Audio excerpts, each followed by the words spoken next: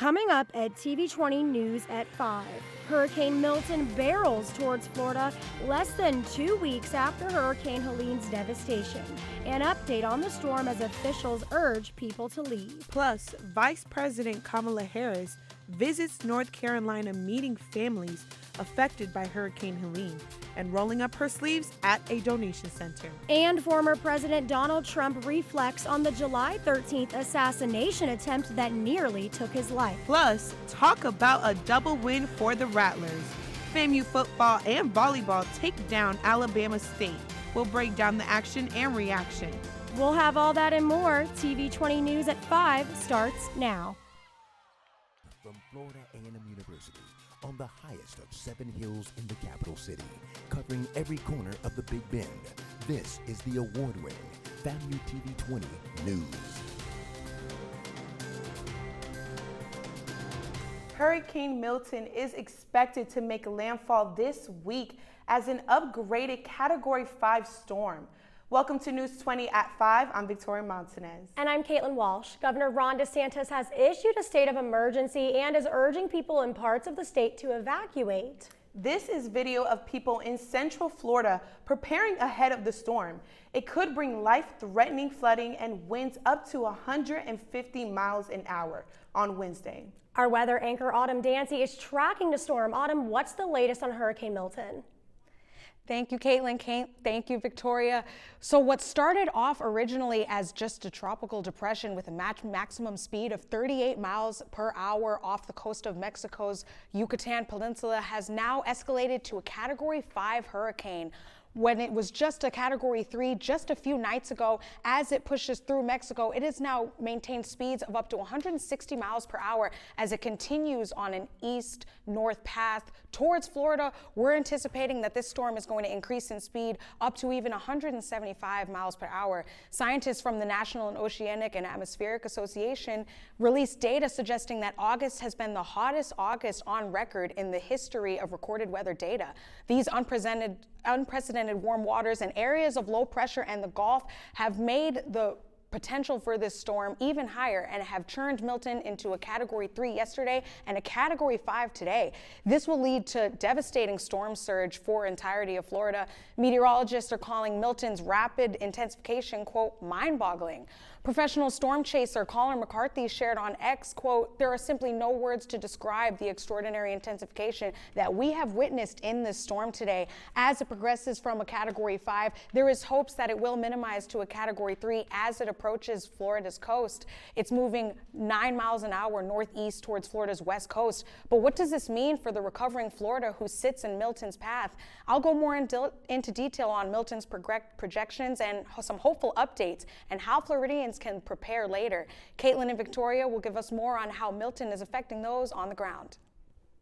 As people are recovering from the aftermath of Hurricane Helene, Hurricane Milton is on the rise. Milton is moving towards Florida from the Gulf Coast as a Category 5 hurricane, and it will make landfall on Wednesday afternoon.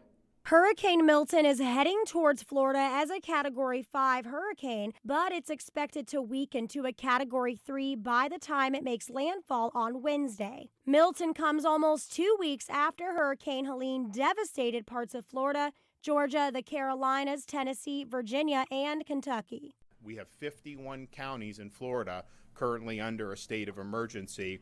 The executive order that I signed over the weekend also orders all disaster debris management sites and landfills to be open 24/7 in the lead up to Hurricane Milton. The National Hurricane Service says that Hurricane Milton is expected to hit Florida's west coast and move inland across the state. Felicia Bowser, a chief meteorologist at the National Oceanic and Atmospheric Administration, says people on Florida's west coast should worry about storm surge. You don't want to be around when water is rising. It could cause for some pretty significant damage to your home, let alone to putting you in harm's way. Bowser says strong winds are another reason for concern in this hurricane. It's definitely a possibility that we will see some widespread power outages with this particular storm and just a lot of trees and debris that's going to be on the ground. Hurricane Milton will hit cities like Sarasota, Orlando, and Daytona Beach. Kubria Gunlap is taking some time in the sun before Milton hits. The Orlando native says his friends have already evacuated Tampa. Yeah, I have some friends that already have booked hotels in Gainesville to get out of the way. I feel like we're going through a lot right now. It's a pretty big storm.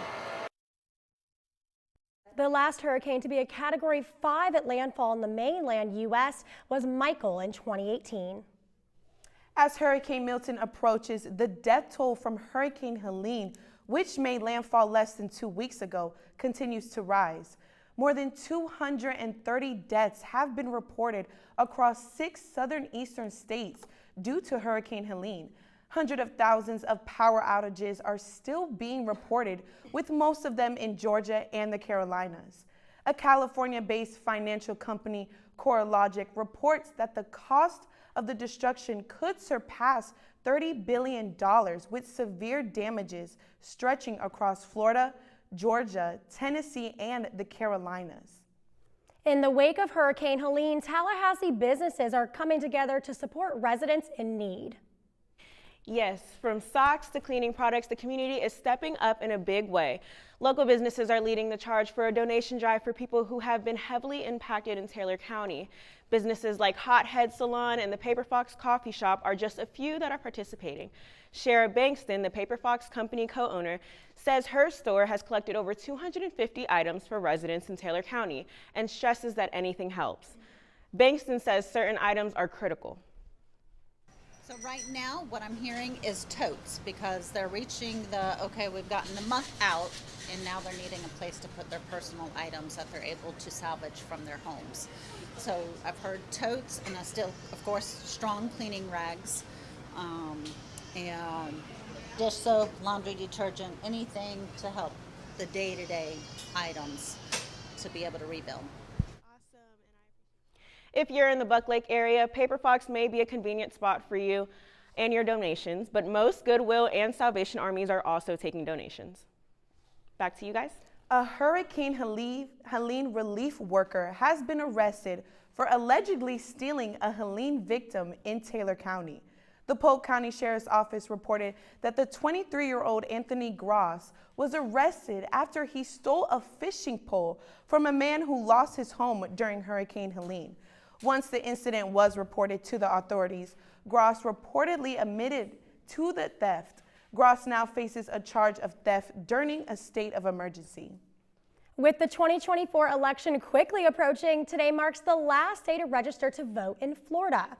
It is important to note the same-day voter registration is not available in Florida, nor is same-day changes to your party affiliation or your address. Additionally, if you have recently moved to a new county within the state, you must re-register to vote in that county in order to vote. You can check your voter registration status or look up your voting information on the Florida Department of State website. 31% of registered voters in Leon County turned out to vote in this year's primary, according to the Supervisor of Elections office. That number is higher than the state average of 22%, but officials say the number for young voters is still much lower. Election officials are working to make the voting process convenient and clear. They say only 10% of registered voters between 18 and 25 years old voted in the primary here in Leon County this year. Florida State student Spencer Brenner says he hopes young voters turn out in larger numbers in November.